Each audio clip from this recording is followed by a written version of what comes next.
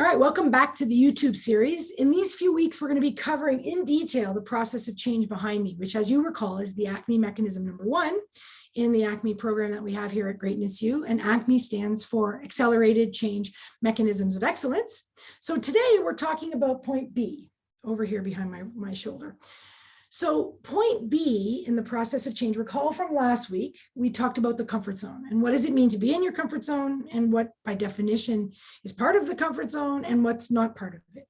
So when you finally decide that it's going to be worth the discomfort of being outside your comfort zone, then you can actually really truly enter into the process of change. And so point B really captures desire.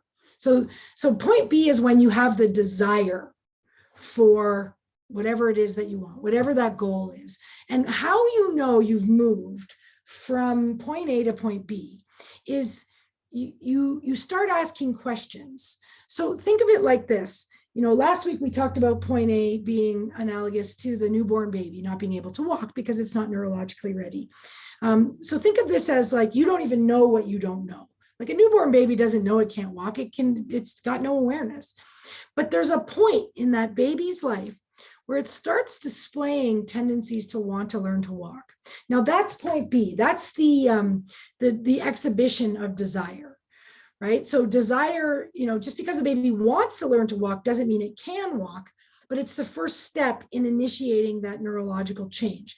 So point B is really where desire is external, right? We start to see signs of desire. And, you know, think of it like point A is you don't know what you don't know, but point B is you know what you don't know. So you go, oh, right, I know I don't know how to do that and I want to. And so usually how we indicate that we're in point B is we start asking questions. So we start asking, how do you do that? How do you do that? And so when you start asking questions on how do you, you know, learn to walk or whatever it is, then you know you're in point B. Now, this is the point of desire, right? So this is the point of desire. And how do you know that you want something? Well, I don't know. You have to ask yourself, is it a burning desire or is it just something you casually want, right? And I can't answer that for you. You have to answer that for yourself. So if it's something that you really, really want, then what's going to happen is you're going to tip into the process of change. You're going to be willing to be uncomfortable. You're going to take steps. You're going to, you know, try things and maybe fall down and get back up.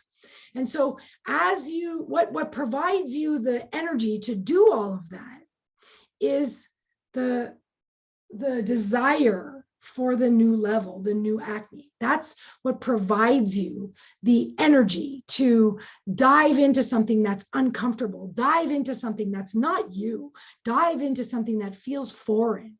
It's all has to do with the desire to reach that ACME, superseding any sort of payoff from the comfort. So there is a concept that we teach when we're teaching coaches called secondary gain. And secondary gain is when the gain from having it be the way it is greater, right, than any pain from, you know, suffering the way it is. So people kind of get stuck in these ruts or they get stuck in their problems when they get a gain from having the world the way it is. And the part of the gain could just be comfortable, just that's comfortable. So if you're comfortable, that's the gain. And so desire is what pushes that, what changes that dynamic so that you want the new level more than you want things to remain the same or that you want to remain comfortable. And so when that happens, you tip into this slope here. Now, when you are, you know, when you are just going off of pure desire, you may not and often don't meet with success. And so this is where it gets frustrating for people, and why I brought up that you not only have to have desire, right? That's one of the conditions. But the second condition, which what we're going to cover really a lot next week in detail, is the willingness to give it what it takes, because desire alone is not going to get you there. So think about a baby. Just because they pull themselves up on the ottoman, or you put your little fingers in their fingers, and if you take them out, they fall flat on their butts. And so just because they want to learn to walk doesn't mean they can. So desire is important in that it initiates the real momentum towards the change, but it's not enough on its own just to want something. So, how many of you really, really want something, but you don't have it? Right? So it's not enough just to want something. There's another element that you have to take action, and you have to take action until you get it. And so desire means you're ready. And I've said this before, and I'll say it again. Think about the baby learning to walk, right? So babies don't exhibit signs of wanting to learn to walk until they're neurologically ready. So I imagine, there's a guy inside with a clipboard, and he's checking off with his pen, right? Every day he checks in, legs check, blood flow check, balance check, muscle strength, blah, blah, blah, whatever. And check, check, check, check, check. And then one day, all of those check marks, come through, and the guy inside's like, okay, fire up the desire to walk. We have all the components that are required for walking, but we don't have the sequence yet. So desire, when that baby starts to exhibit signs of wanting to learn to walk, it means the baby's ready. It doesn't have the sequence yet. So if you take your fingers out, baby falls flat. So it doesn't have the sequence yet. That's what trial and error is for. We're going to cover that next week. But desire means you're ready. So until blob baby is ready, there's no desire. So when you are ready for a new change, you will have a desire. And the more ready you are, the more burning that desire will be, until you can't not have it that way, until it's worth risking everything to get that new change. Okay, so a burning desire means you're ready. You don't need anything. It's already there. You just need to find the sequence.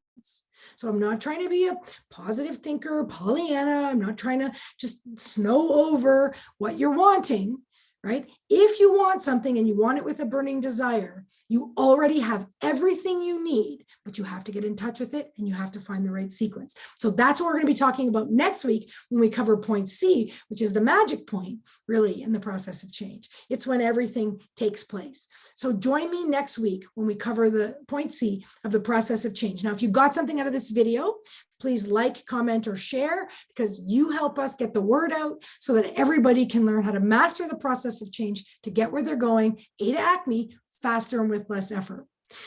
Thanks for watching. And remember, if you need any resources, we've got them at greatnessu.com/virtual. Lots of resources for you there. We'll see you next week when we cover point C. Have a great day.